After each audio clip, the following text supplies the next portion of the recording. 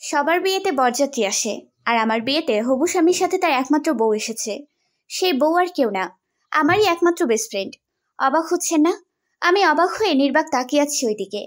উপস্থিত সবাইও চমকে আছে, সবার চেহারাই বলে দিচ্ছে লিয়ার পেটটা অনেকটা উঁচু, হয়তো অন্তঃসত্ত্বা।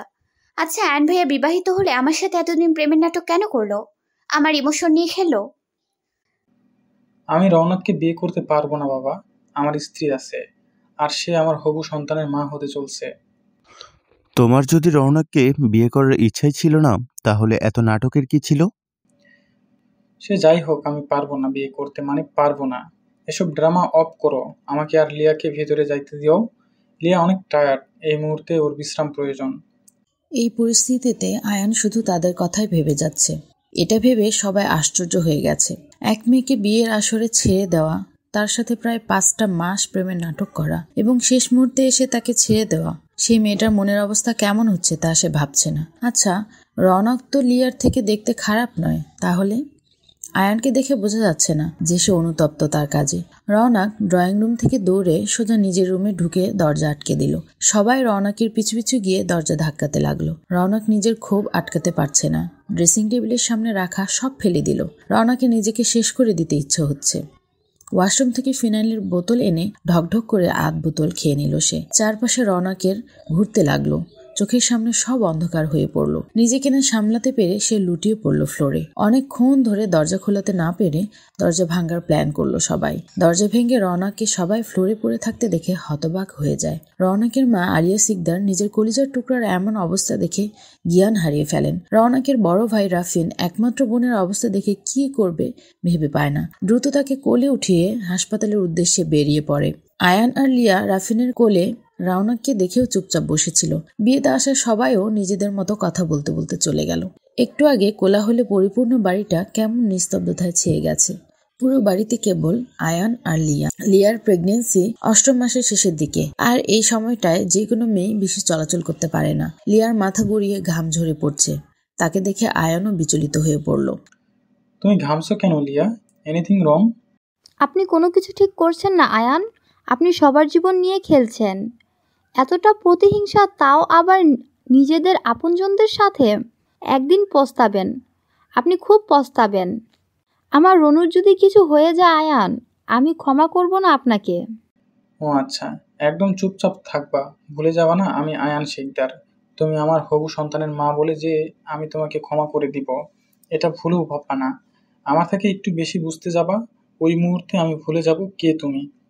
আয়ানের বিরক্তিমাখা কণ্ঠে বলা এসব কথায় লিয়ার ভয় শুরু হয়। সত্যিই তো আয়ান, যেমন মানুষ সে যা ইচ্ছা তাই করতে পারে। আমাকে আমার সন্তানের জন্য সুস্থ থাকতে হবে। আল্লাহ, তুমি রওনককে সুস্থ করে দাও প্লিজ। আর কতদিন দূরে দূরে থাকবে সে? এবার তো তাকে ফিরতেই হবে। তার প্রিয়সী যে মৃত্যুর সাথে লড়াই করছে, এবার খেলা জমবে, যা হবে সব সামনাসামনি। হাসপাতালে এখন প্রচুর ভিড়, কারণ পুরো শিকদার বাড়ির লোকজন যে এখানে জমা হয়েছে। শিকদার বাড়ির কলিজা টুকরার যে এই অবস্থা। শিকদার হসপিটালটা শিকদারদেরই তৈরি করা। রওনককে নিয়ে যাওয়া হয়েছে ওটিতে। এখন তার স্টোমাক ওয়াশ করা লাগবে। ওটির বাইরে বসে সবাই দোয়া করছে তার সুস্থতার জন্য। রাফিন একটু বাইরে বের হয়ে কাউকে কল লাগায়। হ্যালো ব্রো, কেমন আছিস? কি হয়েছে রাফিন? তোর আওয়াজ এমন শুনে যাচ্ছে কেন? Are you okay? Yeah bro, I am fine. তুই কি দেশে আসবি? What's the matter Rafin? Without any reason তুই আমাকে আসার কথা বলতেছিস? বাসায় সব ঠিক আছে? Nothing is fine bro. Ronu suicide করার ট্রাই করেছে। আমরা ওরে হাসপাতালে নিয়ে আসছি। ওটিতে ওকে নিয়ে যাওয়া হয়েছে। আমি হেল্পলেস ফিল করছি। আমার বোনও খুব কষ্ট পাচ্ছে bro. What the hell man? তুই আমাকে এখন বলছিস? আমি আসছি, বাকিটা এসে শুনবো। কাল সকালের মধ্যে আমি বাসায় থাকবো। কল কেটে সে লোক দ্রুত টিকিট কেটে নিল। তার বুকের মাঝে শূন্যতা অনুভব হচ্ছে। বাসা থেকে দূরে আসলেও সে বাড়িতে তার প্রাণ ভ্রমর রেখে এসেছে। সে তো আয়ান বিষয়ক বিয়ে নিয়ে কোনো কথাই জানে না। আচ্ছা, বাড়িতে গিয়ে যখন শুনবে এসব, তখন তার রিয়েকশন কেমন হবে? নতুন করে কোন ঝড় আসবে? রওনককে বিছানায় দিয়ে দেওয়া হয়েছে, সেন্সলেস হয়ে আছে। স্টোমাক ওয়াশ এতটা সোজা নয়।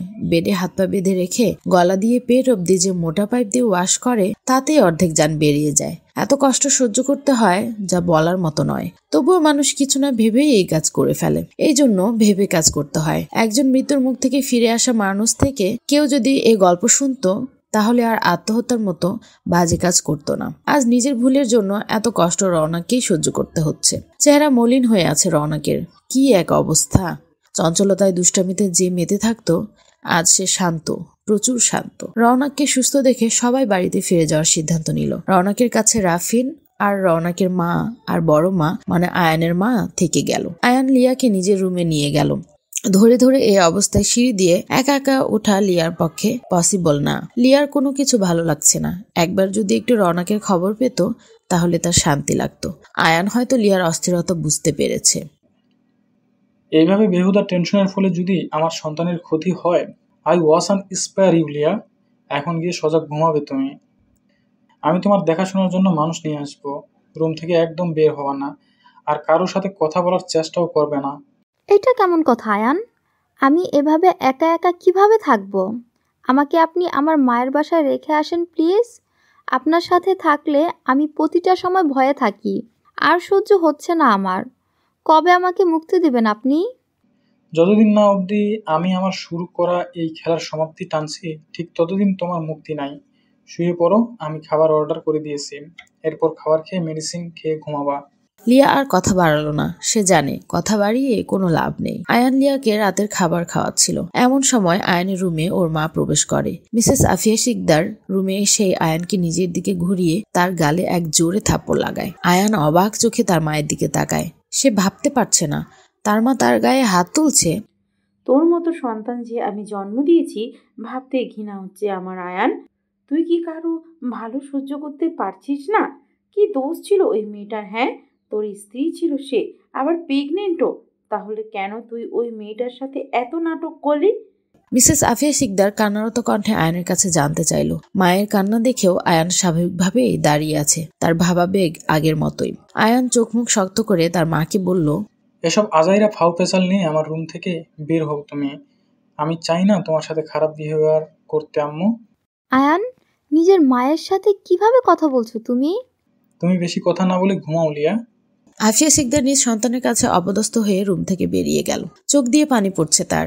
কেন যে আয়ান এমন করে তা সে আজও জানে না। প্রায় অনেকক্ষণ হয়েছে জ্ঞান ফিরেছে রওনাকের। চুপচাপ শুয়ে মাথার উপর থাকা সাদা রঙের ছাদ দেখছে। রাফিন বোনের পাশে বসে আছে, বোনের হাত ধরে। কেন এরকম বলদের মতো কাজ করলি? একজন মানুষ কি তোর জীবনের থেকে বেশি দামি বনু? আমাদের মার থেকেও সে বড় হলো তোর কাছে। তুই জানিস, তুই যখন আম্মুর পেটুতে ছিলি তখন আম্মু খুব অসুস্থ থাকতো। ডাক্তার বলেছিল যে কোনো একজনকে বাঁচাতে পারবে। তখন আম্মু তোকে বেছে নিয়েছিল। আল্লাহর দয়ার আম্মু আর তুই দুইজনেই সুস্থ হয়েছিস তখন। যে মা নিজের কথা না ভেবে তোর কথা ভেবেছে, তুই তখন এই দুনিয়াতে ছিলি না। আজ এরকম একটা কাজ করলি মা বাবার কথা না ভেবে। রওনাক নিজের করা ভুলে লজ্জিত। ভাইয়ের দিকে তাকানোর মতো সাহস সে পাচ্ছে না। সে রাগের বশে খুব বড় একটা ভুল করে ফেলেছে। আমাকে ক্ষমা করে দে ভাইয়া। আমার রাগে মাথা কাজ করছিল না। আমি কি করতাম তখন? এইভাবে সবার সামনে আমাকে হাসির পাত্রী বানিয়ে কিভাবে অপমান করলো। আমাকে ভালো যদি নাই বাসতো আগেই বলে দিত সে। তা না করে সে এই কাজ করলো। আর লিয়া কিভাবে এসব করলো ভাইয়া? সে না তোমাকে ভালোবাসতো? রওনাকের কথায় রাফিনের চোখ ছলছল করে উঠল। তবুও বোনের সামনে নিজেকে শক্ত প্রমাণ করতে অন্যদিকে তাকিয়ে নিজেকে কন্ট্রোল করলো। এইসব বাদ দে বনু, কাল সকালে একটা সারপ্রাইজ আছে তোর জন্য। আশা করি তোর পছন্দ হবে। মজা নিচ্ছ আমার সাথে ভাইয়া? আমাকে সারপ্রাইজ? হ্যাঁ আচ্ছা ভাইয়া, যে বাসায় আয়ান আর লিয়া আছে ওই বাসায় আমরা কিভাবে থাকবো? আমি বাসায় গিয়ে কাল কথা বলবো ওই বাড়ি থেকে আলাদা হওয়ার। অনেক রাত হয়েছে, ঘুমা। রাফিন কেবিন থেকে বের হয়ে বাড়িতে কল দিল তার বড় আম্মুর কাছে। হ্যালো রাফিন, বল, ওখানে সব ঠিক আছে? হ্যাঁ বড় আম্মু, বনু ঠিক আছে, এখন ঘুমাচ্ছে, তুমি টেনশন নিও না। আর শুনো, কাল সকালে সে বাড়ি ফিরছে। সাথে তো বনুকে নিয়ে আমরা আসছি। আমাদের ওয়েলকাম জানাতে যেন কোনো ত্রুটি না হয়। সত্যি বলছিস ও আসবে? বাবা তোকে বলেছে? এত খুশি আমি কই রাখবো। শিকদার বাড়ির 2 কলিজার টুকরা কাল আসবে, আর তাদের স্বাগতম জানাতে ত্রুটি থাকবে সেটা কিভাবে হয়? চিন্তা করিস না, সব সুন্দরভাবে হয়ে যাবে। ধন্যবাদ বড় আপু। সকাল থেকে শুরু হয়েছে হইচই শিকদার বাড়িতে। বাড়ির বড় ছেলে আজ বাড়িতে ফিরবে। এতগুলো বছর পরে আনন্দ হবে। আর রওনাকও তার বাড়িতে আসবে সুস্থ হয়ে। ডাবল সেলিব্রেশন আজ। বড় ভাবি, আজ আমি সমুদ্রের পছন্দের সব খাবার রান্না করব। তুমি কি বলো? হ্যাঁ কর, তাহলে ছেলে আমার তোর হাতের খাবার খেতে খুব পছন্দ করে ছোট। আর বইলো না ভাবি, ছেলেটাকে দেখার জন্য অনেক দিন ধরে অপেক্ষা করছি, আর আজ তা সার্থক। তবে ছোট, বাড়ির এসব খবর কানে গেলে ওর কি হবে বুঝতে পারছিস? আমরা ওর অমানতের খেয়ানত করতে গিয়েছিলাম। ও যদি জানতে পারে তাহলে আমাদের কারোর সাথে কোনো সম্পর্ক রাখবে না। এভাবে বলো না ভাবি, যাই হোক ওকে এসব এখন জানানো যাবে না, তুমি খেয়াল রাখিও। বাড়ির বাহিরে গাড়ি আসার আওয়াজ পেয়ে দুই জালের কথা কমে যায়। বাড়ির বাহিরে গাড়ি আসার আওয়াজ পেয়ে দুই জালের কথা থেমে যায়। দ্রুত কিচেন থেকে হাত ধুয়ে বেরিয়ে পড়ে ছেলেকে দেখতে। শামীম সিকদার, পিয়াস সিকদার ও তাদের দুই স্ত্রী দরজায় দাঁড়িয়ে আছে সমুদ্রের জন্য। সমুদ্র হলো শামীম সিকদার ও আফিয়া সিকদারের বড় ছেলে, আয়ানের বড় ভাই। সমুদ্রের পুরো নাম সাফওয়ান সমুদ্র সিকদার। পিয়াস সিকদার ও আলিয়া সিকদারের বড় ছেলে রাফিন সিকদার ও একমাত্র মেয়ে প্রিয়সী রওনাক সিকদার। বাড়ির সবাই আদর করে রওনাক, রওনু বলে ডাকে তাকে। আয়ান ঘুমিয়েছিল। সবার হইচইয়ের আওয়াজ পেয়ে লিয়া ধীরে ধীরে হেঁটে বেলকনিতে এসে দাঁড়ায়। গাড়ি থেকে একজন বয়স 26 যুবককে নামতে দেখে। কালো প্যান্ট ও কালো টি শার্ট পরা, গায়ের রং ফর্সা, উচ্চতা 5 ফিট 6 ইঞ্চি, চোখে কালো সানগ্লাস, মুখে হালকা খোঁচা খোঁচা দাড়িতে ছেলেটাকে কি সুন্দর লাগছে। ছেলেটা গাড়ি থেকে নেমেই আগে মা বাবাকে সালাম করে জড়িয়ে ধরলো। এতগুলো দিন পরে বড় ছেলেকে পেয়ে তার মা বাবাও আবেগে আপ্লুত হয়ে পড়লো। আরে মা, তুমি এভাবে কান্না করছো কেন? দেখো আমি একদম ঠিক আছে। আমার সাথে কথা বলবি না তুই? মায়ের কথা কি মনে আছে তোর? কিছু বলো আম্মু, মনে কেন থাকবে না বলো। পড়াশোনার জন্যই তো আমি দৌড়েছিলাম, এখন আর তোমাদের থেকে দৌড়ে যাবো না। কেমন আছে তুমি শাশুমা? আলিয়া সিকদারের দিকে তাকিয়ে সমুদ্র তাকে প্রশ্ন করলো। সেই ছোট থেকে সমুদ্র তাকে শাশুমা বলে ডাকে। আলিয়া সিকদার হেসে ফেললো এমন কথায়। তুই আর পাল্টালি না দুষ্টু ছেলে, সেই আগের মতোই থেকে গেলি। আলহামদুলিল্লাহ ভালো আছি বাবা, তুই কেমন আছিস? আলহামদুলিল্লাহ ভালো শাশুমা। সব কথা কি এখানে দাঁড়িয়ে শেষ করব? আমাকে কি বাড়িতে ঢুকতে দিবে না? ইস রে, আমরা সবাই তোকে কাছে পেয়ে ভুলে গেছি। চল চল তাড়াতাড়ি। সবাই সমুদ্রকে নিয়ে বাড়ির ভেতরে গেল। এতক্ষণ এসব কিছু অবাক চোখে দেখছিল লিয়া। উপর থেকে স্পষ্টভাবে সব কথা শোনা যায় না, তাই সে তাদের কথোপকথন শুনতে পেল না। ছেলেটার সাথে আয়ানের চেহারা অনেক মিল। এসব প্রশ্নের জবাব সে আয়ান থেকেই পাবে। এই জন্য রুমে গিয়ে আয়ানকে ডেকে তুলল। আয়ান, আমার খুব খিদা লেগেছে আর মেডিসিনের সময়ও চলে যাচ্ছে, ওঠেন। এতদিন আমি হাজার ডেকেও খাবার খাওয়াতে পারিনি তোমাকে, আর আজ ক্ষুধা লেগে গেল। এত কথা জানি না, ক্ষুধা লেগেছে, খাওয়াবেন কি না বলেন। দাঁড়াও, আমি ফ্রেশ হয়ে আসছি। আয়ান, নিচে থেকে অনেক সুন্দর ঘ্রাণ আসছে খাবারের, আমাকে কি ওইখানে খেতে নিয়ে যাবেন? লিয়া খুব শান্ত কণ্ঠে আয়ানকে কথাটা বলল। আয়ান লিয়ার দিকে এক পলক তাকালো আর বুঝলো লিয়ার মন খারাপ। লিয়ার ফেস রিয়াকশন দেখে আর না করতে পারলো না আয়ান। ফ্রেশ হয়ে এসে লিয়াকে নিয়ে নিচে নামলো। সিঁড়ি দিয়ে লিয়াকে ধরে নিচের দিকে তাকিয়ে ধীরে ধীরে হেঁটে আসছিল আয়ান।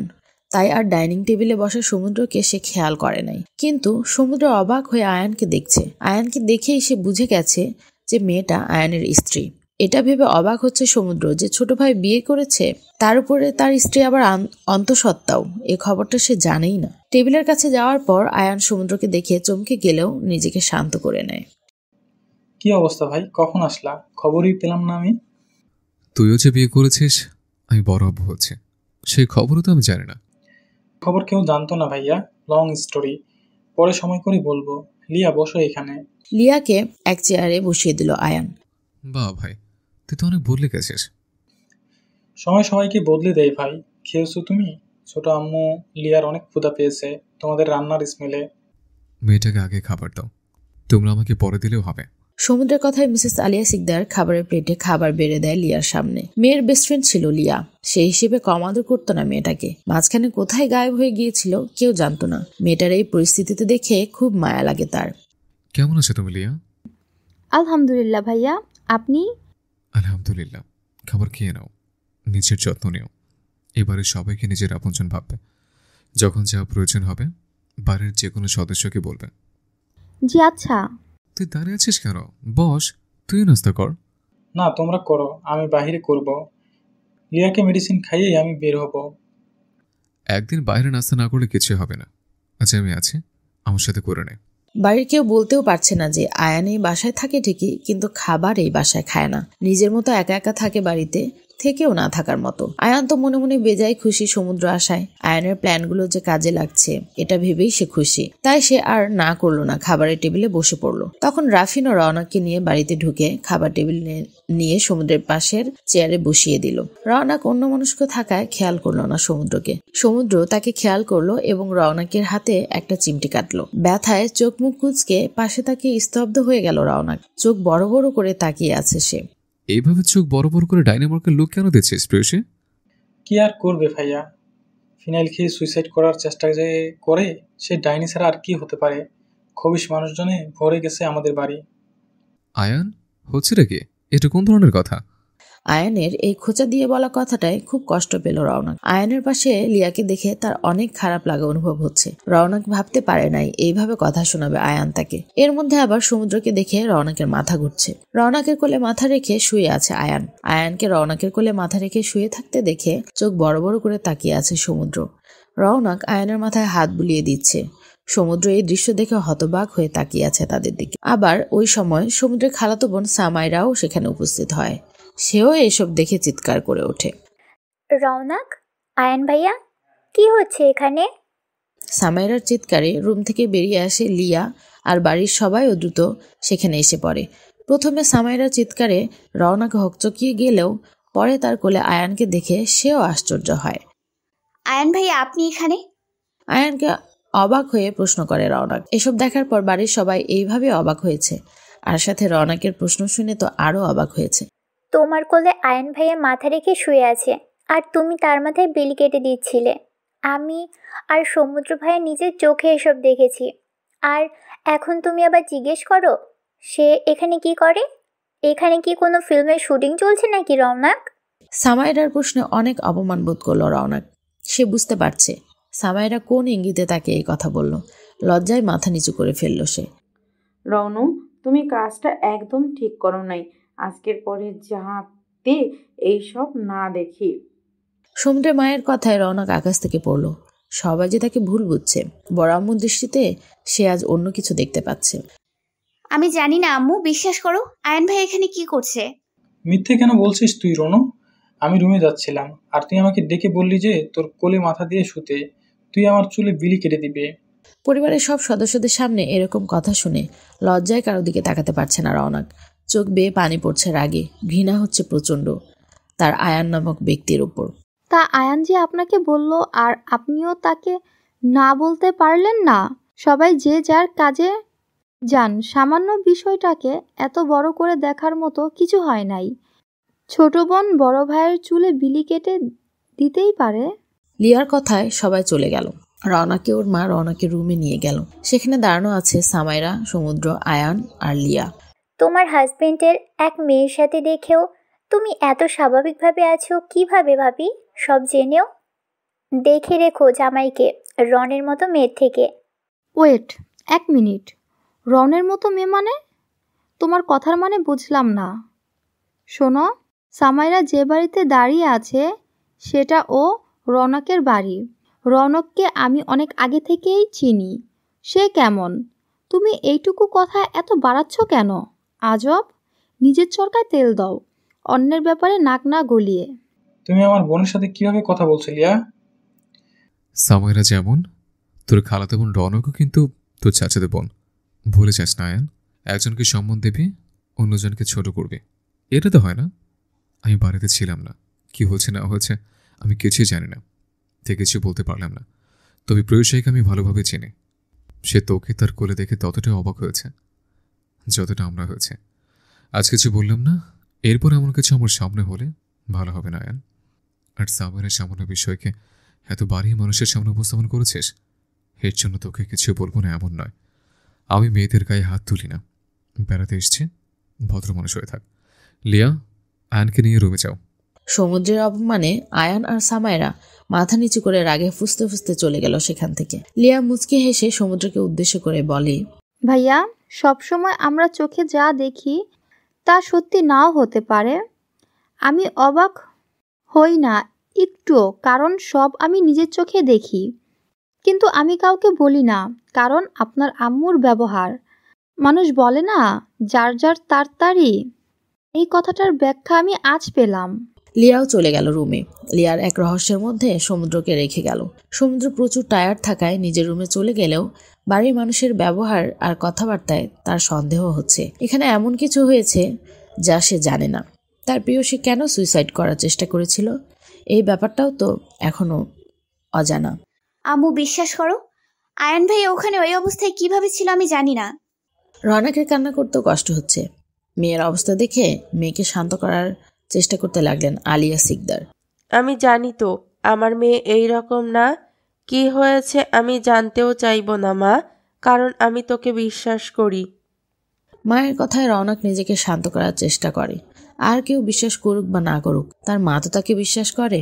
আয়ানকে ওর কাজের শাস্তি আমরা দিব। আমাদের ভুল বুঝিস না।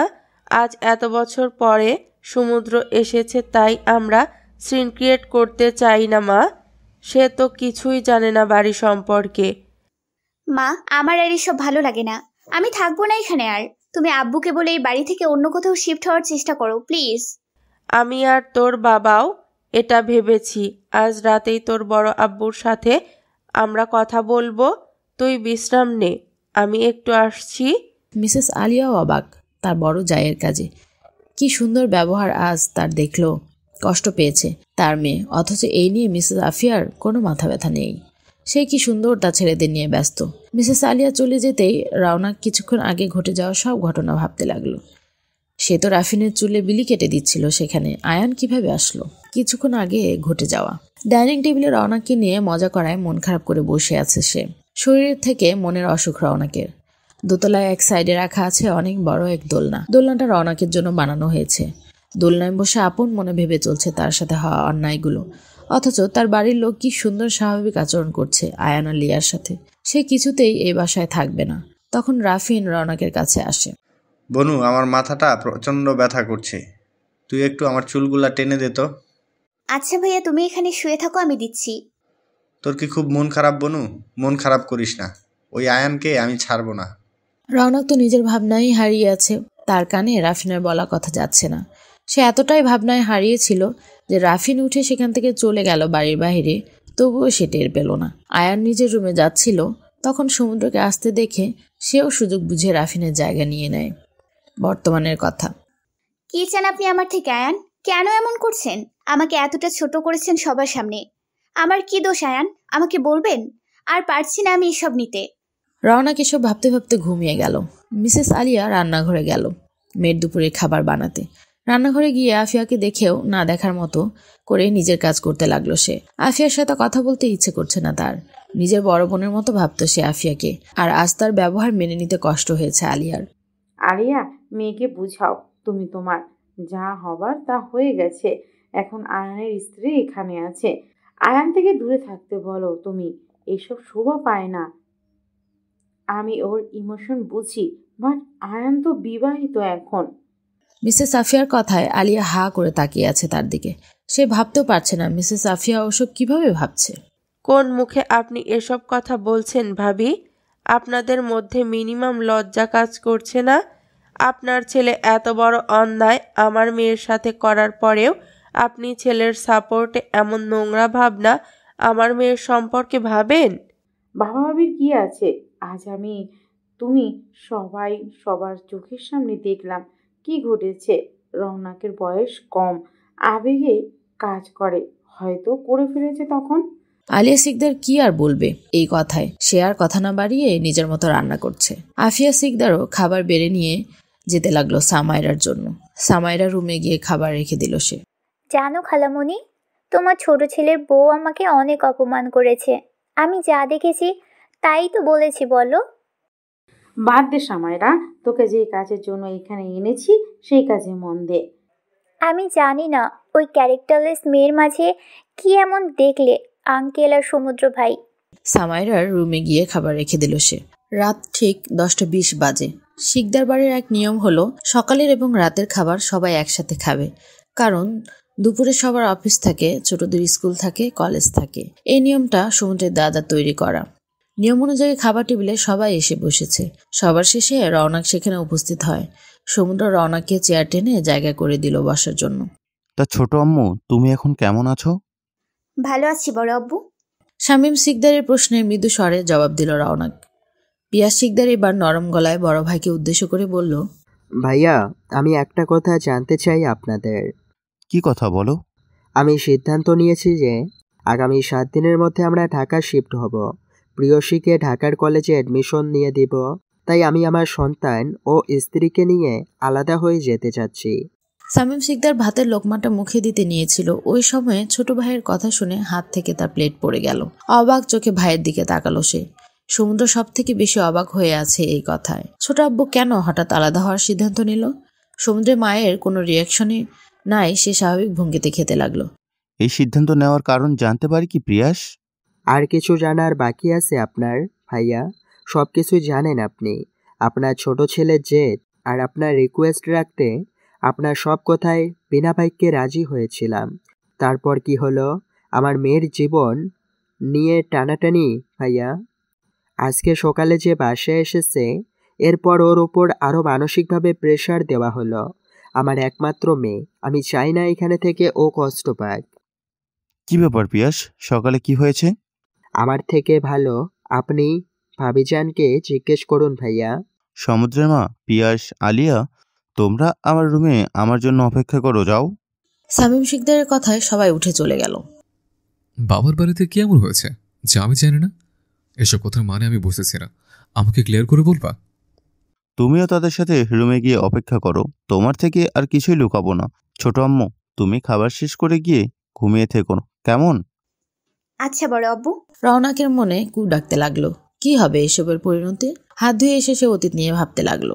আজ থেকে 2 বছর আগে যখন সে ইন্টার ফার্স্ট ইয়ারে অ্যাডমিশন নিয়ে কলেজে প্রথম দিনে গেল, সেদিন তার পরিচয় হয় লিয়ার সাথে। প্রথম দেখায় লিয়া আর রওনাকের খুব ভাব হয়। এরপর দুজনই একসাথেই থাকতো। রওনাকে দিয়ে আর নিয়ে আসার দায়িত্ব ছিল রাফিনের। লিয়া আর রাফিনের প্রেমের সূচনা হয় কলেজ থেকেই। কাল আমার জন্মদিন লিয়া, তুই কিন্তু কাল সকালে আমাদের বাসায় যাবি, ঠিক আছে? তোর জন্মদিন আর আমি যাব না? তোর সাথে এটা কখনো হয় রনু? ভাইয়া গিয়ে নিয়ে আসবে তোকে, তুই রেডি থাকিস। আমি নিজেই চলে আসব, আমাকে কারো নিয়ে আসা লাগবো না। বনু, তুই তোর ফ্রেন্ডকে জিজ্ঞাসা করতো, আমি নিয়ে আসতে গেলে কি তোর ফ্রেন্ডের গায়ে ফোসকা পড়বে? রনু, তোর ভাইকে বল আমার গায়ে ফোসকা না পড়লেও তার ভাইয়ের গায়ে ঠিকই পড়বে। কারণ আমাদের মতো গরিবদের বাড়িতে গিয়ে বসার জায়গাও পাবে না।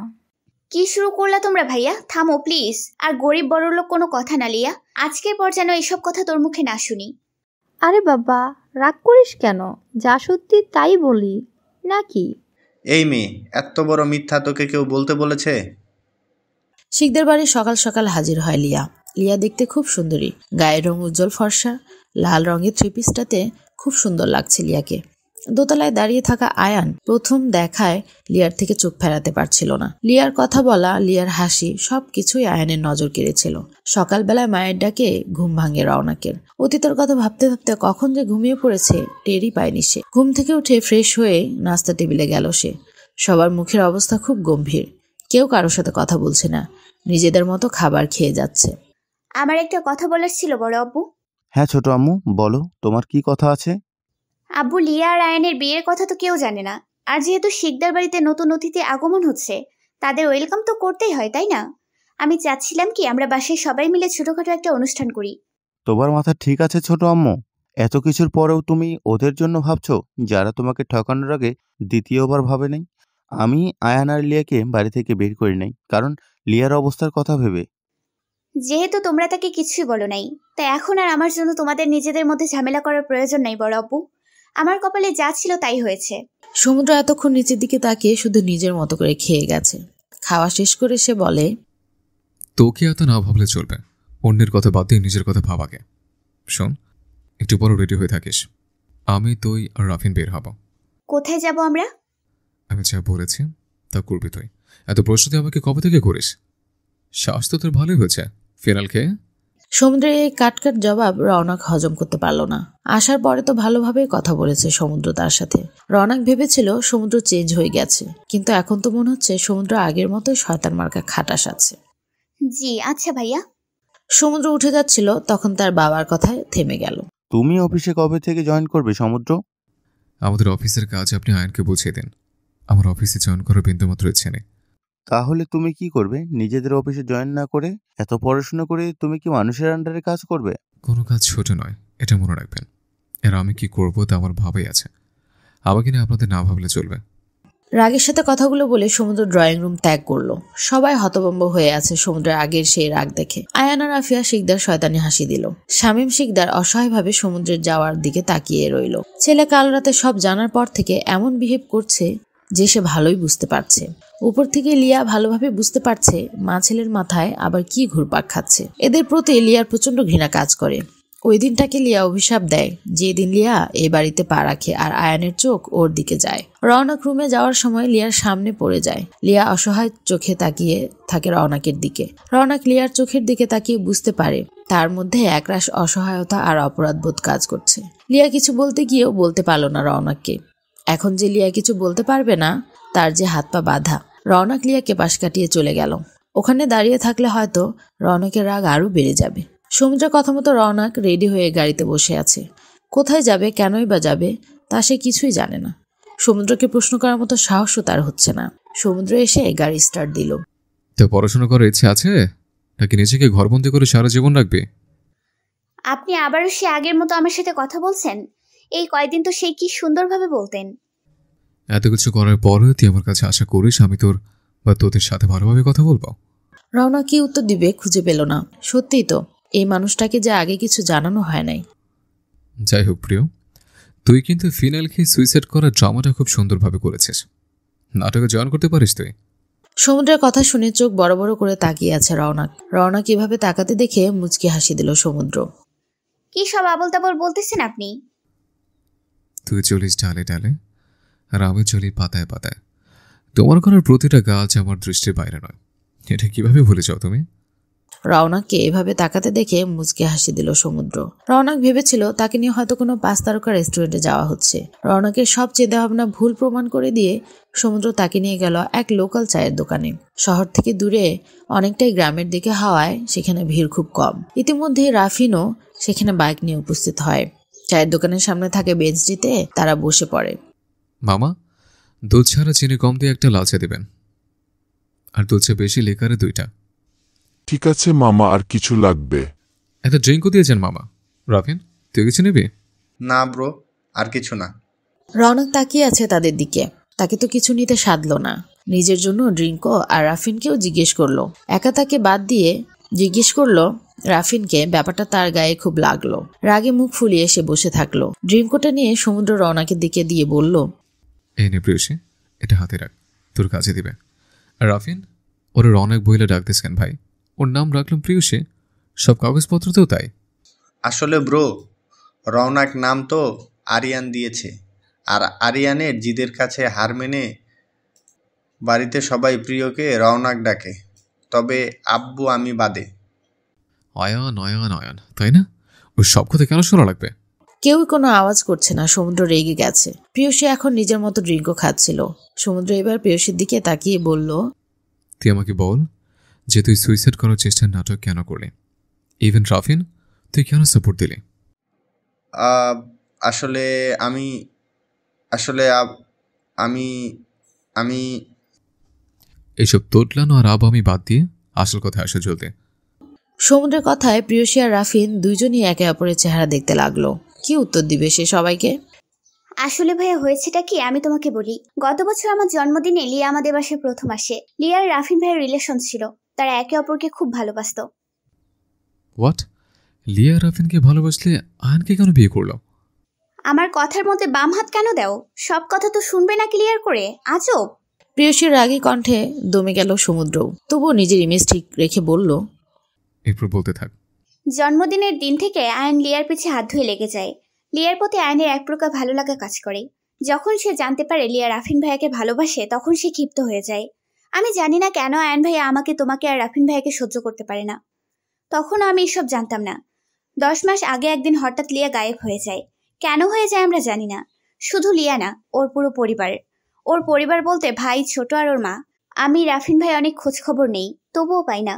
এরপর আয়ন ভাইও চেঞ্জ হতে শুরু করে আমার পিছে ঘুরতে থাকতো। আমাকে ফলো করা, বিরক্ত করা তার প্রধান কাজ হয়ে গেল। একসময় সে আমাকে তার মনের কথা জানায়, আর আমার তার প্রতি একটু সফট কর্নার কাজ করছিল। একদিন আমি লিয়ার ভাই লাবিবার আয়নের এক পিকচার পাই। ফোনের ডায়াল পেড খুঁজে বের করে লিয়ার মায়ের ফোন নাম্বার নিয়ে তার সাথে যোগাযোগ করি। ওনার সাথে দেখা করার পর যা জানলাম তা শুনে আমি অনেক অবাক হয়ে গিয়েছিলাম। লিয়ার মা বলছিল লিয়ার সাথে আয়নের বিয়ে হয়ে গিয়েছে। লিয়া 7 মাসের অন্তঃসত্ত্বা। কিভাবে কি হয়েছে তখন জানলাম। আয়ান লিয়ার মা আর ভাইকে কিডন্যাপ করে বাধ্য করে বিয়ে করেন।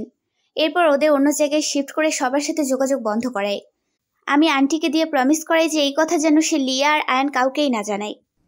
এত কিছু হয়ে গেল, লিয়া কেন তোকে বা রাফিনকে জানায়নি? এটা আমিও জানি না ব্রো, সে কেন আমাকে বা বোনকে এইসব জানায়নি। তাহলে আয়ন তোকে কেন বিয়ের আসরে নিয়ে গেল আর এত নাটক করলো? সে কথা আমিও জানি না, এটা জানার চেষ্টা করেছি অনেক।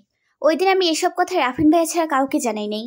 এইদিকে আয়ান ভাই আমাকে প্রপোজ করে, আমি উত্তর না দেওয়ায় সে বাসায় জানায় আমাকে বিয়ে করবে। প্রথমে বড় আব্বু আর বড় আম্মু রাজি হয় নাই।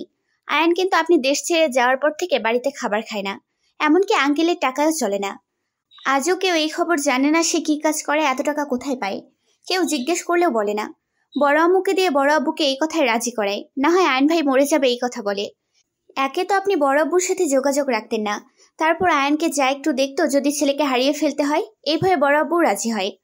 আমার বাবা মাকে বড় আম্মু অনেক ইমোশনাল ব্ল্যাকমেল করে রাজি করান। যখন আমি জানালাম এই বিয়ে আমি করবো না, তখন বড় আব্বু আমাকে তার মাথা ছুঁয়ে কথা আদায় করেন। বাধ্য হয়ে আমি রাজি হই। আয়ন ভাই আমাকে কোন উদ্দেশ্যে বিয়ে করতে চাইছে আমি জানি না ভাইয়া, তবে শিওর ছিলাম বিয়েটা হবে না, আর তাই হলো। বিয়ের দিন আয়ন ভাই লিয়াকে নিয়ে হাজির। সব ঠিক হলে তুই কেন সুইসাইডের নাটকটা করলি? আমি বলছি ব্রো, তুমি তো এমনি এমনি আসবে না, তাই আমি বনুকে এই আইডিয়াটা দেই যে এটা করলে তাহলে ভাইয়া চলে আসবে। আমাকে দিয়ে তোরা কি করবে? হ্যাঁ, সমুদ্র এক বুক আশা নিয়ে তাকিয়ে আছে প্রিয়সীর উত্তরের জন্য। তার মনের মধ্যে কি চলছে তা প্রকাশ করার মতো নয়। আমি তোমাকে আসতে বলেছি তার কারণও আছে। আমাদের আয়ন ভাই সম্পর্কে জানতে হবে, ওনার মূল উদ্দেশ্য আমাদের খুঁজে বের করতে হবে। এই কাজ আমি আর রাফিন ভাই একা পারবো না, তাই তোমাকে আনা। কথা শেষ করে প্রিয়সী সমুদ্রের দিকে মুচকি হেসে তাকালো। সমুদ্র হতাশ দৃষ্টিতে তার প্রিয়র দিকে তাকালো। রাফিন শব্দ করে হেসে দিল। তোর তো হাসি কেন পাচ্ছে রাফিন? ভাই চা খাবা না? চা তো পানি হয়ে গেছে। তুই যে একা একা চা খেলি, আমাদের মনে করে দিবি না যে আমাদের একটু ঠান্ডা হয়ে যাচ্ছে? কিছু করার ছিল না ব্রো, তুমি তো কথা শুনছিলে তাই। আর বনু তো চা কম শরবত খায়, এটা অভ্যাস। চাকে ঠান্ডা করে শরবত বানিয়ে খায়। বান্দার কে জানে আজরাক্কা সোয়াদ, এইভাবে খেতে দারুণ লাগে। তোমরা বুঝবা না, বুঝলা? প্রিয়সী সেই ঠান্ডা চাটাই খেয়ে নিল। সমুদ্রের তা খাওয়া হলো না। সে উঠে বিল পে করে দিল সাথে সাথে। 2টা চিপস নিয়ে এলো। তা যাওয়া যাক এখন, এই জন্য তোদের এখানে আনা। তা ভাইয়া এরপর কি করব ঠিক করবা না? তোর আর কিচ্ছু করা লাগবে না, তুই পড়াশোনা মন দে। যা করার আমি করব। যা গাড়িতে উঠে বস। প্রিয়সী মুখ গোমরা করে গাড়িতে উঠে বসে পড়ল চুপচাপ। এই লোক তাকে সবসময় ধমকাবে তার একটুও ভালো লাগে না। সমুদ্র হালকা হেসে রাফিনকে নেক্সট অ্যাড্রেস দিলে রাফিন জানালো যে তার কাজ আছে, সে আসতে পারবে না। সমুদ্র প্রিয়কে নিয়ে যেন একাই লাঞ্চটা করে ফেলে। রাফিনকে বিদায় দিয়ে সমুদ্র গাড়িতে উঠে বসে। প্রিয়র দিকে চিপসের প্যাকেট 2টি দিয়ে বলল, এভাবে মুখ ফুলি না রেখে চিপস খা, একদমই পুরোনো প্যাকেটের মতো লাগছে তোকে। আমি জানি তো আমি একটু গুলুমুলু দেখে তোমাদের সবার হিংসা হয়, বুঝলা? করতে থাকো হিংসা, আমিও আর ডায়েট করব না। সমুদ্র অবাক হয়ে তাকিয়ে থাকে প্রিয়সীর দিকে। এই মাইয়ে ডায়েট করছে, এটা শোনা লাগলো? প্রিয়সীর রাগী চোখে সমুদ্রের দিকে তাকিয়ে আছে। না পারে সে সমুদ্রকে তার রাগের আগুনে পুড়ে ছাই করে দিতে। সমুদ্র তো মিটিমিটি হেসেই যাচ্ছে। কি বললেন আমি ডায়েট করি? এটা শুন লাগলো মানে? আমি যে ডায়েট করি তা অবিশ্বাস করছেন? ইস না, কে বললো আমি অবিশ্বাস করছে? আমি তো তোকে বিশ্বাস করলাম যে তুই ডায়েট করস। হোয়াট? তা কত কেজি ওজন কমিয়েছিস? 1 মাসে আমি 1 কেজি ওজন কমিয়েছি, জানেন? প্রিয়সী অনেক ভাব নিয়ে কথাটি বলল। প্রিয়সীর কথা শুনে হো হো করে হেসে ফেলল সমুদ্র। প্রিয়সী অবাক হয়ে সমুদ্রের হাসি দেখে যাচ্ছে। লোকটার হাসি এত সুন্দর কেন? ইস, আমি এভাবে তাকালাম, কি ভাবে? আপনি হাসছেন কেন এভাবে? হাসবো না তো কি করবো আমি? লাস্টে শোনা লাগলো প্রিয়সী শেখদার 1 কেজি ওজন কমিয়ে এত ভাব নিচ্ছে। আমি জানি আপনার জলে, আমি গুলুমুলু দেখে আপনার হয়তো জেলাস ফিল হয়, আমি বুঝি। সমুদ্র হেসে গাড়ি ড্রাইভ করা শুরু করে দিল। প্রিয়সী নিজের মতো চিপস খাচ্ছে আর ফোন বের করে স্ক্রল করা শুরু করে দিল। দুইজনের মধ্যে আর কোনো কথা হচ্ছে না। প্রিয়সী খুব মনোযোগ দিয়ে ফোনে কিছু করছে। প্রিয়, লাঞ্চে কোথায় যাবে? আপনার যেই জায়গা ভালো লাগে সেখানে চলুন। মোবাইল এত মনোযোগ দিয়ে কি করছিস? ভার্সিটি থেকে আমাদের অ্যাসাইনমেন্ট দিয়েছে, তা আমার ফ্রেন্ড ইনবক্সে শেয়ার করলো আমার সাথে। পড়াশোনা তো ছেড়ে দিয়েছিস, ভাবছি এবার তোকে বিয়ে দেওয়া যাক। আমি বিয়ে করছি না এখন, তুমি করো। সময় হলে দেখা যাবে। রেস্টুরেন্টের সামনে গিয়ে গাড়ি থামিয়ে প্রেয়সীকে বলল ভিতরে যেতে। সমুদ্র গাড়ি পার্ক করে আসবে। সমুদ্রের কথা মতো প্রেয়সীও রেস্টুরেন্টের মধ্যে ঢুকে সমুদ্রের অপেক্ষা করতে লাগলো। প্রেয়সী বসে বসে মেনু কার্ড দেখছিল। তখন ওয়েটার এসে জানতে চাইলো প্রেয়সী কি নিবে। ম্যাম, কি অর্ডার করবেন? একটা cheese pasta, mushroom soup, pizza, burger, chocolate shake, ice cream, borhani, ও হ্যাঁ, fried rice, chicken fry, beef আর লাস্টে কোকাকোলা। আর কিছু ম্যাম? দাঁড়ান, আমার সাথে যে আছে উনি তো অর্ডার দিবেন, আমি তো শুধু আমার অর্ডার দিলাম আপনাকে। ওয়েটার আর সমুদ্র হা করে তাকিয়ে আছে প্রেয়সীর দিকে। সমুদ্র বসতে বসতে বলল, মাত্র এই কয়টা খাবার কি অর্ডার দিলে তুই প্রিয়? আর কিছু নেবে না? দেখেছেন, আমিও ভাবছি কম হয়ে গেছে, কিন্তু কি করব বলুন, আমি তো বেশি খাবার খেতে পারবো না, ডায়েট করছি তো তাই। থাক, 1 ঘন্টা পরে আমাকে পানিপুরি আর ফুচকা খাওয়াতে নিয়ে যাইয়েন। প্রেয়সীর কথায় ওয়েটারের কাশি শুরু হয়ে গেল আর সমুদ্র অবিশ্বাস্য চোখে দেখে যাচ্ছে। মাথায় হাত দিয়ে বসে আছে সমুদ্র। স্যার, আপনি কিছু অর্ডার করবেন? আমার জন্য কফি আর একটা চিকেন স্যুপ দিয়েন। ওয়েটার চলে যাওয়ার পর সমুদ্র প্রেয়সীকে বলে, প্রিয়, তুই ঠিক আছিস? হ্যাঁ, আমার আবার কি হবে ভাইয়া, জানেন আমার ক্ষুধা কম লাগছে। যদি বেশি ক্ষুধা লাগতো না তাহলে আমি কতগুলো খাবার যে অর্ডার দিতাম আজ। এত এত খাবার অর্ডার দেওয়ার পরে বলছিস তোর কম ক্ষুধা লাগছে? এর থেকে আরো বেশি খেতে পারিস। এত খাবার কোথায় যায় প্রিয়? এই, আপনি আমার খাবারের দিকে একদম নজর দিবেন না ভাইয়া। আশ্চর্য, খাবার আবার কোথায় যাবে? আমার পেটুতে যায়। তুই কোন ডায়েট চার্ট ফলো করিস আমাকেও দিস। বাসায় আমার রুমে দেয়ালে টানানো আছে, বাসায় গিয়ে দেখে নিন। চুপচাপ থাকেন, খাবার দিতে এত লেট করছে কেন? সমুদ্র মনে মনে ভাবছে এ কোন খাদকের পাল্লায় সে পড়েছে। আল্লাহ রে, এই মেয়ে এত খাওয়ার, তারপরেও নাকি তার ক্ষুধা বেশি লাগে না। আমাকে 2 দিনে ফকির বানাবে। ওইটার খাবার দিয়ে যাওয়ার পর এক এক করে সব খাবার খেয়ে যাচ্ছে প্রিয়। সবগুলো আইটেম থেকে একটু একটু করে খাচ্ছে। সমুদ্র কফি খাওয়া শেষ করার 10 মিনিটের মাথায় তার চিকেন স্যুপ দিয়ে গেল। সমুদ্র নিজের খাবার রেখে প্রিয়র খাওয়া দেখে যাচ্ছে। কিভাবে খাচ্ছে প্রিয়, দেখে মনে হচ্ছে কতকাল সে না খেয়ে আছে। সমুদ্র একটু খাওয়ার পর আর খেতে পারছে না। প্রিয়সের খাওয়া শেষে সে কোকাকোলায় এক চুমুক দিয়ে সমুদ্রের দিকে তাকালো। সমুদ্র ভাইয়া, আপনি যদি আপনার খাবার খেতে না পারেন তাহলে আমি আপনাকে সাহায্য করতে পারি। কিভাবে? আমাকে দিন, আপনি তো খেতে পারছেন না। আপনার ওপর আমার খুব মায়া লাগছে ভাইয়া, তাই আপনার হয়ে স্যুপটা আমি খেয়ে নিব, না হলে এই কিউট চিকেন স্যুপ আপনাকে অভিশাপ দিবে। তুই খেতে পারবি? তোর পেটুতে জায়গা আছে? না তো, কিন্তু আমি এখন স্যুপ না খেলে স্যুপটা কান্না করবে। আচ্ছা নে, খা। সমুদ্র বোকার মতো দেখেই যাচ্ছে প্রিয়কে। স্যুপ নাকি অভিশাপ দিবে, কান্না করবে, আবার স্যুপ কিউটও হয়, আর কত কি শোনা লাগবে। সমুদ্র নিশ্চিত পাগল হয়ে যাবে এই মেয়ের সাথে আর কিছুক্ষণ থাকলে। প্রিয়সী খাবার শেষ করে ঢেকুর তুলল। ইয়াক, এসব কোন ধরনের কাজ প্রিয়? দূর ভাইয়া, চিল করো তো। শিকদার বাড়িতে। সামাইরা, এই সামাইরা, কোথায় তুই? এই যে খালা, আমি এখানে। তোকে কি এই বাসায় এনেছি ঢ্যাং ঢ্যাং করে ঘুরতে আর সারাদিন বাড়ির বাইরে থাকতে? আমি কি করব বলো? তোমার বড় ছেলে আমাকে পাত্তাই দেয় না, এত চেষ্টা করি। লজ্জা লাগে না এসব বলতে? মেয়ে মানুষ কেন হয়েছিস? একটা ছেলেকে নিজের দিকে টানতে পারিস না? আমার দিকে তাকাই না তোমার ছেলে। যাই হোক, আয়ান ভাইয়ের প্ল্যান কি খালামণি, কিছু জানো?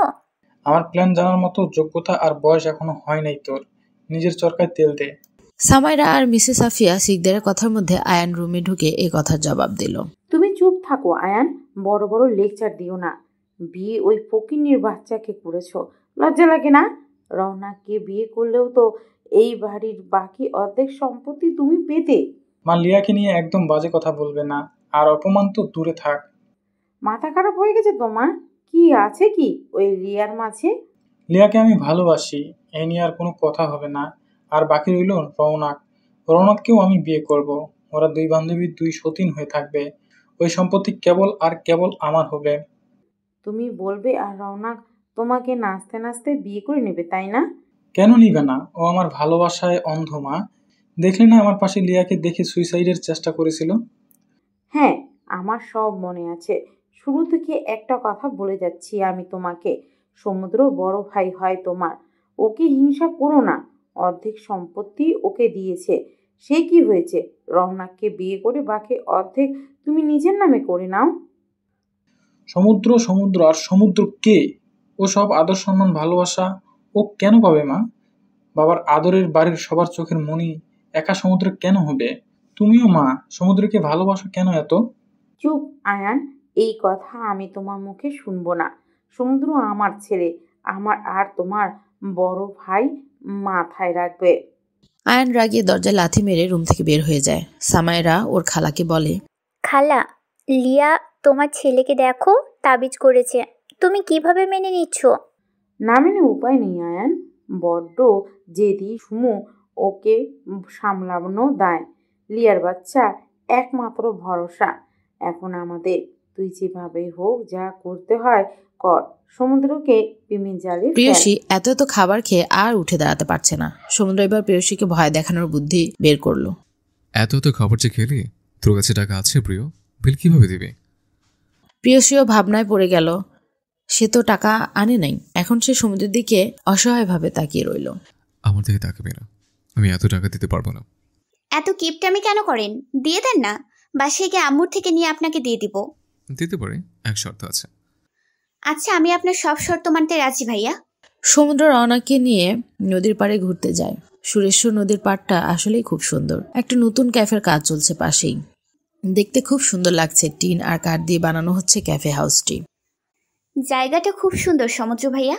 আমাকে কি আপনি এই ক্যাফে যখন পুরো তৈরি হয়ে যাবে তখন আবার নিয়ে আসবেন? জায়গাটা কি তোর খুব বেশি পছন্দ হয়েছে? হ্যাঁ, দেখেন কি বাতাস, সামনে নদী কি শান্ত। আচ্ছা, আমি ওখানে গিয়ে নিচে নেমে পানিতে পা ডুবাই? না, দরকার নেই, পড়ে যাবি তুই। না, দেখেন ওই যে কত মানুষ নিচে নেমে কাজ করছে, তাদের তো কিছু হচ্ছে না। আমার সাথে বেশি তর্কের দরকার নেই, চল। তুই ফুচকা খাবি? হ্যাঁ, খাওয়াবেন? আমার কাছে তো কোনো টাকা নাই, আমি দিতে পারবো না। দেও লাগবে না, চল বাইরে দেখি কোথায় ফুচকা পাওয়া যায় নাকি। সন্ধ্যা ঘনিয়ে এলো। প্রেয়সী আর সমুদ্র বাড়ি ফিরল। বাড়িতে সমুদ্রের সাথে প্রেয়সীকে ঢুকতে দেখে আয়ান রেগে হাত মুষ্টিবদ্ধ করে ফেলে। দ্রুত সে ওখান থেকে সরে যায় যাতে সমুদ্র আর প্রেয়সী ওকে না দেখতে পায়। সমুদ্র চলে গেল নিজের রুমে। প্রেয়সীকে তার রুমে যেতে হলে আয়ানের রুম পাস করে যাওয়া লাগে। আয়ানের রুমের সামনে দিয়ে যাওয়ার সময় প্রেয়সীকে টেনে দেওয়ালের সাথে চেপে ধরে রাখে। থতমত খেয়ে যায় প্রেয়সী। আয়ানের এসব কাজে সে কিছুই বুঝতে পারছে না। আমাকে এভাবে টেনে নিয়ে আসার মানে কি? বাহ রৌনক, তোর এই রাগি রাগি আওয়াজ তো আমার সেই লাগে। মজা করছেন আমার সাথে আয়ন ভাইয়া? আমার হাত ছাড়ুন। আমার প্রতি ভালোবাসা 2 দিনের মধ্যে শেষ? বাহ, আজ আবার আমার বড় ভাইয়ের সাথে? ভালোবাসার শব্দটা অন্তত আপনার সাথে যায় না। আপনার স্ত্রী ঘরে আছে, আপনার এরকম কাজ শোভা পায় না। আর এসব নোংরা কথা আমাকে বলে ভালো হবে না। আয়নের এসব কাজে সে কিছুই বুঝতে পারছে না। প্রেয়সী আয়নকে এক প্রকার ধাক্কা মেরে সরিয়ে রাগে হনহন করতে করতে নিজের রুমে চলে যায়। কেমন সারা শরীর রীতিমতো ঘিন ঘিন করছে তার। ওয়াশরুমে জামা কাপড় নিয়ে চলে গেল। আয়ান নিজের রুমে যাওয়ার জন্য পিছু ফিরে তাকিয়ে দেখে লিয়া দাঁড়িয়ে আছে। লিয়া আয়ানকে তাকাতে দেখে আবার নিজের রুমে চলে গেল। শোনো, যা জানো চুপচাপ থাকো। রাফিনকে দেখে কি তার প্রতি পীড়িত তোমার উতলে পড়ছে? আমাকে নিজের মতো চরিত্রহীন ভেবেছেন মিস্টার শিকদার? মুখ সামলিয়ে কথা বলো লিয়া। ওহ, শাট আপ। আপনার মুখে এসব কথা মানায় না। আপনি নিজের ক্যারেক্টার সামলান, আর কিছুদিন পর সন্তানের বাবা হবেন। ভেবে দেখেছেন এমন চেহারা নিয়ে সন্তানের সামনে কিভাবে দাঁড়াবেন? তুমি তোমার সীমা ছাড়িয়ে যাচ্ছ লিয়া। আমাকে রাগিও না, ফল ভালো হবে না। যা খারাপ করার আমার সাথে আপনি করেই ফেলেছেন, আর কি করবেন? আর কিছু বাকি নেই, কিন্তু এমন দিন আসবে আপনি পস্তাবেন। আয়ান সোজা খাটে গিয়ে শুয়ে পড়ল। এখন নিজেরা কন্ট্রোল করা লাগবে। লিয়ার সাথে তর্ক জড়িয়ে তাকে উত্তেজিত করলে বাচ্চার ক্ষতি হবে। লিয়া সোফায় বসে কান্না করতে লাগলো। এভাবে কারো জীবন চলতে পারে না। প্রেয়সী গোসল করে সে কম্বল জড়িয়ে বসলো। শীত লাগছে তার। এ বাড়ি থেকে যেতে পারলে বাঁচে সে, কিন্তু বড় আব্বু তো যাওয়ার পারমিশন দিল না। কিছু একটা করতে হবে, এভাবে চলতে পারে না সবকিছু। এক বাসায় জঘন্য লোকের সাথে থাকা যায় না। লিয়া উঠে ধীরে ধীরে সমুদ্রের রুমে গেল। লিয়াকে এই সময় নিজের রুমে দেখে আশ্চর্য হয়ে গেল সমুদ্র। কি ব্যাপার লিয়া, কিছু কি হয়েছে? না ভাইয়া, কিছু হয় নাই। তাহলে এই সময় তুমি আমার রুমে? আমি কিছু কথা বলতে চাই আপনাকে ভাইয়া।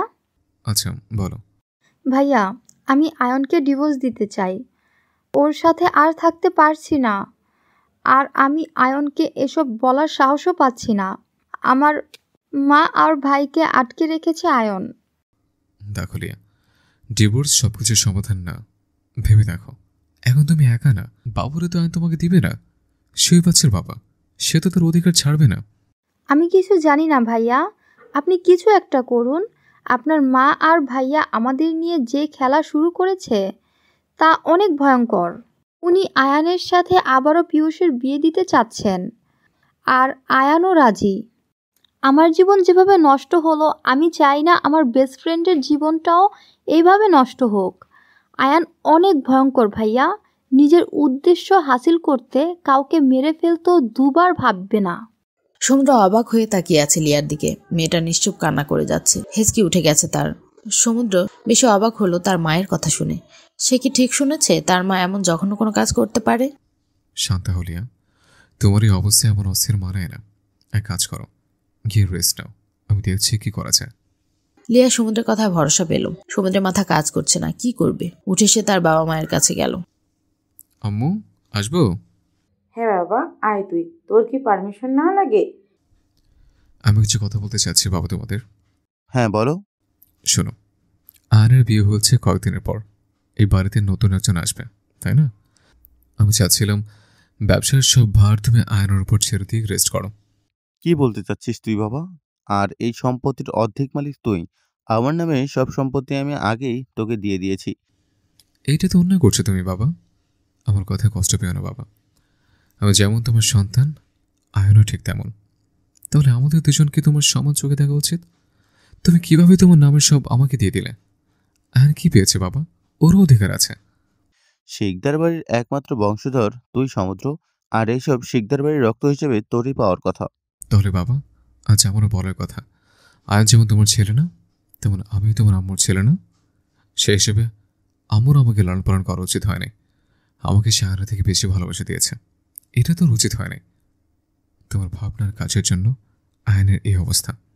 সমুদ্র, তুই তোর বাবার সাথে এভাবে কথা বলবি না। ওনার যা ভালো মনে হয়েছে তিনি তাই করেছে, এইসব বলার কোনো মানে নাই। কিভাবে বাদ দিব আম্মু? তুমি আমাকে কোনো স্বার্থ ছেড়ে ভালোবেসে গেলে, আর আব্বু কেন পারলো না আয়নকে আমার মতো করে দেখতে? ছোট থেকে সব আমি পেয়েছি, আয়ন কিছুই পায়নি।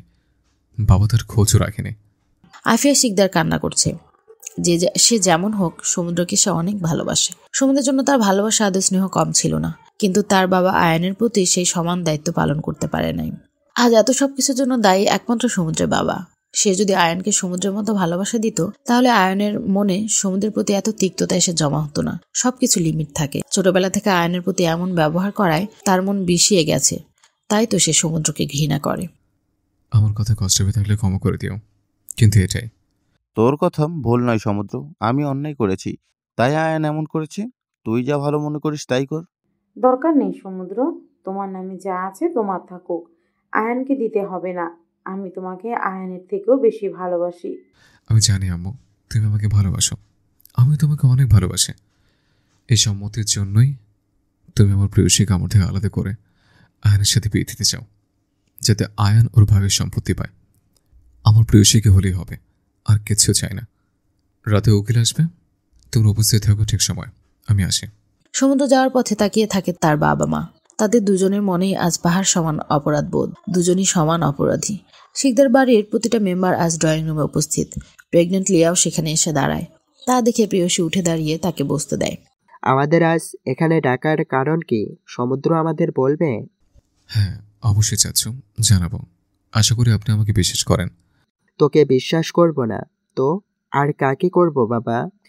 তাহলে বসো, এটা অপেক্ষা করো। প্রেয়সীর বাবা আর সমুদ্রের কথোপকথনে আয়ান বিরক্ত হচ্ছে।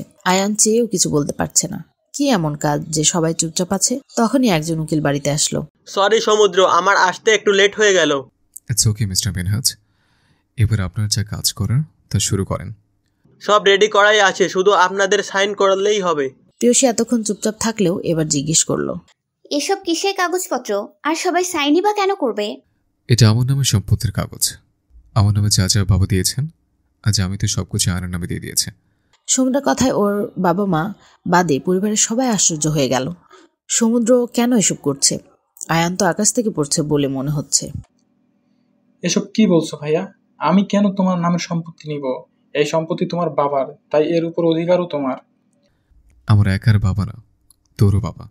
আয়ন হয়তো সে ভুল করছে, তাই বলে মা যেমন আমাদের দুজনের, বাবাও সেম। আর আমার যে সিদ্ধান্ত নেওয়ার আমি নিয়ে নিয়েছি। কারো কোনো আপত্তি আছে? কেউই কিছু বলল না, কারণ যার সম্পত্তি সে নিজে দিয়ে দিয়েছে, তাতে অন্য কেউ কি বলবে। আর সব থেকে বড় কথা, সমুদ্র কিছু না ভেবে কিছু করে না। আয়ান আর কিছু বলল না। এত সম্পত্তির মালিক সে একা হবে, এসব ভেবেই খুশিতে তার চোখ চিকচিক করে উঠল। কিছু না করেও সব তার নিজের হচ্ছে, এর থেকে ভালো আর কি হবে। আয়ানের নামে সব লিখে দিল সমুদ্র, আর বাকি সবাই শুধু নির্বাক শ্রোতা। তখন একজন হুজুর টাইপ লোক আসলো। ছোট আব্বু, আমি জানি তুমি আমাকে খুব ভালোবাসো। মনে আছে তুমি আমাকে কি ওয়াদা দিয়েছিলে? আজ তোমাকে তোমার ওয়াদা পূর্ণ করতে হবে। আমাকে আমার আমানত ফেরত দিতে হবে।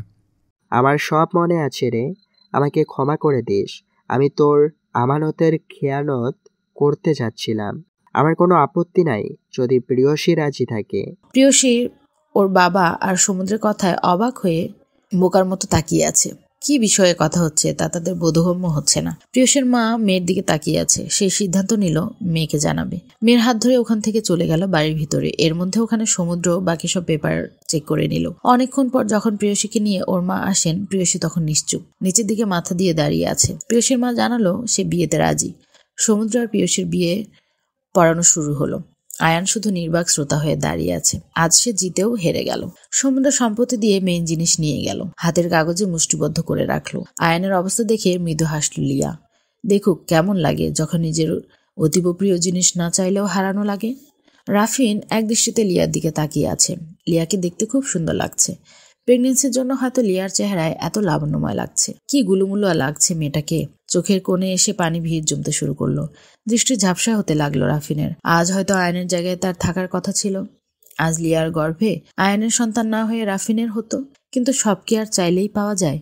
লিয়া রাফিনের ভাগ্যে ছিল না, তাই আজ সে অন্য কারো। চোখ থেকে গড়িয়ে পড়া পানি হাত দিয়ে মুছে ফেলল সে। সমুদ্র আর প্রিয়সীর বিয়ের পরে সমুদ্র সবাইকে জানায় তার চাকরি না হওয়া অবধি তারা এই বাড়িতে থাকবে। সমুদ্রের এহেন কথায় বাড়ির কেউ রাজি নয়। প্রিয়সী, আমি চাইছি তোর নামের সব রাফিনকে দিয়ে দিবি। আজ থেকে তুই আমার স্ত্রী। আমি চাই তোর স্বামীর যতটুকু আছে ততটুকুই তোর হবে। আর যদি তুই চাস এই শেখদের বাড়িতে থাকতে, তাহলে আমার আপত্তি নেই। কিন্তু আমি এই বাড়িতে থাকবো না। এখন এই বাড়ি আয়ানের। যেমন আয়ানের ঠিক তেমন আমারও সমুদ্র। তুমি আর প্রিয়সী কোথাও যাস না বাবা। ছোট আব্বু, আমাকে বিশ্বাস করতে পারো। আমি যেখানে চাই তোমাদের মেয়েকে কষ্ট পেতে দেব না। ও যাতে সব থেকে ভালো থাকে আমি সেই ব্যবস্থাই করব। ভাইয়া তুমি এখানেই থাকবে, কোথাও যাবে না। আয়ান না চাইতো নিজের ইমপ্রেশন বজায় রাখতে এটা বলল। না আয়ান, আমি অনেক পেয়েছি এই বাসা থেকে। এবার না ভাই তোর পালা। প্রিয়সী, আমি চাই আমার যাওয়ার পর রাফিনও তার সমান অধিকার পাক। রাফিন নিজের অধিকারের দাপটের সাথে বাসায় থাকবে। ভবিষ্যতে ওর বিয়ে হবে, তখন ওর স্ত্রীর সন্তান হবে, যাতে তাদের অধিকার ঠিকঠাক থাকে। প্রিয়সীর মনে সমুদ্রের প্রতি সম্মান বাড়তেই থাকে। থাকবেই না কেন? সমুদ্র সবার কথা ঠিকভাবে মনে রেখে সব সিদ্ধান্ত নেয়। আমার কোনো সমস্যা নেই। আমার কোনো কালে এসবের প্রতি আগ্রহ ছিল না। শুধু দাদু আমাকে এসব দিয়ে যায়। আমিও চাই সবকিছু আমার ভাইয়া পাক। আমার ভাইয়া আমাকে খুব ভালোবাসে, আমিও বাসি। কথা বলতে বলতে রাফিনের কাছে গিয়ে কান্না করে দেয় প্রিয়সী। কেন কান্না পাচ্ছে তার সে জানে না। হয়তো এই ভাইয়ের থেকে দূরে যেতে হবে এই কথা ভেবে। এটাই যে নিয়তি। রাফিনের বিয়ের কথা শুনে লিয়ার বুকটা ঢক করে উঠল। উঠবেই বা না কেন? নিজের সামনে নিজের ভালোবাসা অন্য কারো হবে, এমন কথায় তো কষ্ট হবেই। কিন্তু লিয়া সেও তো অনেক আগে রাফিনকে ঠকিয়েছে। সেও তো আয়ানের মোহে আটকে রাফিনকে ধোকা দিয়েছিল। আয়ান তো একা দোষী না। লিয়ার ইচ্ছা না থাকলে আয়ানের একা এত দূর আগানো কখনোই হতো না। সামাইরা নিজের বান্ধবীর জন্মদিনে গিয়েছিল। সে যখন এসে জানবে সমুদ্রের বিয়ে হয়ে গেছে, তখন কি হবে? সবাই যে যার কাজে ব্যস্ত। আজ হুট করে যে এভাবেই বিয়ে হয়ে যাবে, এটা কেউ ভাবে নাই। প্রিয়সী নিজের রুমে দরজা আটকে বসে আছে। প্রিয়সীর মা আর সমুদ্রের মা রান্নাঘরে রান্না করতে ব্যস্ত। আয়ান যেন কোথায় বেরিয়ে গেছে। ড্রয়িং রুমের সোফায় বসে লিয়ার সামনেই রাফিন। এভাবে বসে থাকতে লিয়ার খারাপ লাগছে, কিন্তু হুট করে দাঁড়াতে পারে না। এত বড় পেট নিয়ে তাড়াহুড়ো করে কি দাঁড়ানো যায়? রাফিন এতক্ষণ ধরে লিয়ার হাঁসফাঁস করা দেখছে। নিজের নীরবতা ভেঙে রাফিন বলল, কেন এমন প্রতারণা করলে নীরা? আয়নের মাঝে কি এমন দেখলে যে আমার কথা ভুলে গেলে? আমাকে কি ভালোবাসো নাই কখনো? আমাকে ভুল বোঝো না রাফিন, আমি তোমাকে ভালোবাসি, কিন্তু আমার মতিভ্রম হয়েছিল। তাই তো আমি কিছু না ভেবেই আয়ানের ফাঁদে পা দেই। বাহিরের চাকচিক্য মোহ পড়ে আমি যাই। আমাকে ক্ষমা করে দিও, নিজের লাইফে এগিয়ে যাও। রাফিন, আমার জন্য এতটা ভাবার জন্য ধন্যবাদ তোমাকে। আসো, আমি তোমাকে দাঁড়াতে হেল্প করি। এখানে আর কেউ নেই। রাফিন লিয়ার অনুমতির অপেক্ষা থাকলো না, লিয়ার হাতের কবজি ধরে দাঁড়াতে সাহায্য করলো। লিয়া ধীরে ধীরে এক এক সিঁড়ি বেয়ে উঠছে, আবার থেমে যাচ্ছে। বোঝাই যাচ্ছে তার কষ্ট হচ্ছে। এভাবে দাঁড়িয়ে থেকে আবারও আরেক সিঁড়ি উঠলো। এভাবে উপরে ওঠা লিয়ার কাছে অনেক টাফ লাগছে। এক পা উপরে দিয়ে ভারসাম্য হারিয়ে সিঁড়ি দিয়ে নিচে পড়ে গেল লিয়া। গগন বিদারী চিৎকার দিয়ে উঠল সে। রাফিন লিয়া চিৎকার শুনে দৌড়ে লিয়ার কাছে গেল। লিয়া অসহ্য ব্যথা আর যন্ত্রণায় ছটফট করছে। সারা ফ্লোর রক্তে ভেসে যাচ্ছে। বাড়ির সবাই ও প্রিয়সীও দৌড়ে আসলো। আমার বাচ্চাকে বাঁচাও রাফিন, আমাকে হাসপাতালে নিয়ে চলো। রাফিন চুপচাপ পাথরের মতো বসে আছে। লিয়ার করুণ আর্তনাদ তার কানে পৌঁছানো মাত্র তার হুঁশ আসে। সে তাকে কোলে করে নিয়ে আগাতে থাকে এবং বাড়ির সবাই তার সাথে যায়। বাড়িতে রাফিন বাদে কোনো পুরুষ নাই। রাফিন লিয়াকে তার গাড়ির পিছনে সিটে রাখে এবং সেখানে প্রিয়সী ও তার মাও বসলো। আর আফিয়া সিকদার রাফিনের পাশে বসলো। সবাই খুব চিন্তিত। আফিয়া সিকদার যতই লিয়াকে অপছন্দ করুক না কেন, লিয়ার অবস্থা তেমন ভালো না। লিয়া চোখ খোল, আর একটু কষ্ট কর, আমরা হাসপাতালে যাচ্ছি, প্লিজ চোখ খুলে রাখ। আমি আর পারছি না রনু, আমি মনে হয় আর বাঁচবো না, কিন্তু আমার বাচ্চাটাকে বাঁচা প্লিজ। কিছু হবে না তোর আর বেবির, আল্লাহকে ডাক লিয়া। কথা বলতে বলতে তারা হাসপাতালে চলে গেল। প্রিয়সীর মা সবাইকে ফোন দিয়ে খবর জানালো। শুধু সমুদ্র আয়ানের ফোন তারা পায়নি। লিয়াকে ওটিতে নিয়ে যাওয়া হয়েছে। রক্ত লাগবে, তা আফিয়া সিকদার দিবে বলে ঠিক করেছে। লিয়ার অবস্থা তেমন ভালো না, সিজার করতে হবে। সবাই চুপচাপ বসে বসে আল্লাহকে স্মরণ করে যাচ্ছে। ঘণ্টাখানেকের মধ্যে সমুদ্রের বাবা আর প্রিয়সীর বাবাও সেখানে উপস্থিত হয়। নার্স একটি বাবুকে কোলে নিয়ে আসে, বলে যে লিয়ার ছেলে বাবু হয়েছে। তবে উপর থেকে পড়ায় বাচ্চাটা মাথায় ভালোই চোট পেয়েছে, তাই তাকেও শিশু ওয়ার্ডে ভর্তি করা হয়েছে। লিয়ার এখনো জ্ঞান ফিরে নাই। আয়ান আর সমুদ্রও হাসপাতালে চলে এসেছে। আয়ানের চোখ ফোলা, মেবি কেঁদেছে তাই। হন্তদন্ত হয়ে কেবিনে ঢুকে পড়ল সে। লিয়ার পাশে বসে তার হাত ধরে কেঁদেই যাচ্ছে। আয়ানের মতো মানুষ ভালোবাসতে জানে, তাকে বিশ্বাস হয়? স্ত্রীর এমন অবস্থায় সে যে ভেঙে পড়েছে। মা, ও মা, আমার বেবি কেমন আছে? আর লিয়ার চোখ খুলছে না কেন মা? ওরে তাকাতে বলো, দেখো আমার বুকটা খালি খালি লাগছে। কাঁদে না আয়ান, লিয়া ঠিক আছে। আর তোর ছেলে বাবু হয়েছে, ওর একটু সমস্যা, এই জন্য ওকে চেক আপের জন্য রাখা হয়েছে বাবা। সব আমার দোষ। আমি কেন লিয়াকে একা ফেলে চলে গেলাম? আজ আমি থাকলে তো এটা হতো না আম্মু। আমি অনেক খারাপ আম্মু। আল্লাহ আমাকে এইভাবে শাস্তি কেন দিল? আমার বাচ্চারা তো দোষ করে নাই, ও কেন এইভাবে কষ্ট পাচ্ছে? আপনি বাবুকে দেখবেন? হ্যাঁ, আমি দেখবো। তুমি দেখছো? প্রিয়সী আর সমুদ্র চলে গেল বাবুকে দেখতে। বাবুটা কত ছোট, আল্লাহ! সময়ের আগে দুনিয়ায় আসায় এখনো অনেক উইক দেখা যাচ্ছে বাবুটাকে। দেখতে দেখতে 16 দিন চলে গেছে। আয়ান, সমুদ্র আর প্রিয়সী একদিন হাসপাতালে এসেছিল। আয়ান একদিন অনেক শান্ত ছিল, কারোর সাথেই বেশি কথা বলে নাই। লিয়া আয়ানের প্রতি আবারও দুর্বল হয়ে পড়েছে। আয়ানের এমন কেয়ারিং কান্না সবকিছুর জন্য। বাচ্চাকে কোলে নিয়ে আয়ানের সে কি কান্না! প্রতিটা মানুষ খারাপ হতে পারে, কিন্তু কোনো বাবা খারাপ হয় না। সন্তানের প্রতি ভালোবাসাও মিথ্যে হয় না, তা আয়ানকে দেখলেই বোঝা যায়। আজকে সবাই লিয়া আর ওর বাচ্চাকে নিয়ে শিকদার বাড়ি যাবে। বাচ্চার নাম রাখা সাধারণত 7 দিনের দিন করে। বাবু অসুস্থ থাকায় তা 21 দিনের দিন করবে বলে সবাই ঠিক করেছে। শিকদার বাড়ির নতুন অতিথির আগমনে আবারও খুশিতে ভরে উঠেছে। প্রিয়সী লিয়ার সাথে কোনো কথা না বললেও সারাদিন বাচ্চাটার সাথে খুব দুষ্টমি করে। আকিকার সব আয়োজন আয়ান আর সমুদ্র মিলেমিশে করছে। বাড়ির সবাই এটা দেখে খুব ভালো লাগছে। অবশেষে দুই ভাইয়ের মাঝে ঝামেলার অবসান ঘটতে চলেছে। এত খুশির মধ্যেও সব থেকে খারাপ আছে সামাইরা। এই খুশি যেন তার দু চোখের বিষ।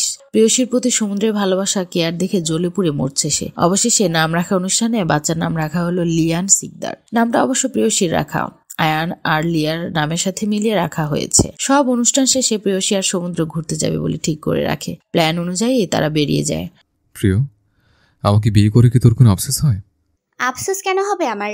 আপনার মতো কাউকে পেয়েছি, সেটাই আমার ভাগ্য। তুই যে আমাকে ভালোবাসিস না প্রিয়, আমি তো চাই প্রিয়সীর ভালোবাসা ভেসে যেতে। কে বলেছে আপনাকে সমুদ্র যে প্রিয়সী আপনাকে ভালোবাসে না? কই, প্রিয়সী তো কখনোই আমাকে বলে নাই সে আমাকে ভালোবাসে। সমুদ্র যে মজা করছে তা তার এক্সপ্রেশন দেখেই বুঝে গেল প্রিয়সী। যা, আপনি আমার সাথে মজা করছেন, এটা একদম ঠিক না।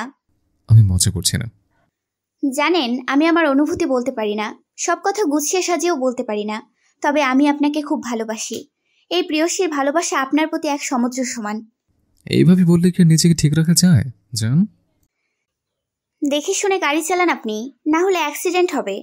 পিয়ুষের কথা শেষ হওয়ার আগেই এক ট্রাকের সাথে তাদের গাড়ি ধাক্কা খেয়ে যায়। সমুদ্র আর পিয়ুষে কিছু বুঝে ওঠার আগেই এমন হয়ে গেল। রক্তাক্ত দুটি হাত গাড়ির ভাঙ্গা দরজা দিয়ে বেরিয়ে আছে। গাড়ির উপরে ট্রাক উঠে যাওয়ায় দুজনের মাথা থেতলে গেছে। শিকদার বাড়ির সবাই অ্যাক্সিডেন্টের খবর পেয়ে ছুটে গেল হাসপাতালে। সমুদ্র আর পিয়ুষের ঘড়ি ও মোবাইল পেল তারা। এটা পেয়েই লাশ শনাক্ত করা হলো। বাড়ির সবাই খুব ভেঙে পড়েছে। আয়ান সবাইকে সামলে নেয়। প্রিয়সী আর সমুদ্রকে দাফন করা হয়। হেসে নাও, যত খুশি হওয়ার হয়ে নাও। আবার আমরা ফিরে আসব, তখন তোমরা ছাড় পাবে না। সব অন্যায়ের শাস্তি তোমরা পাবে।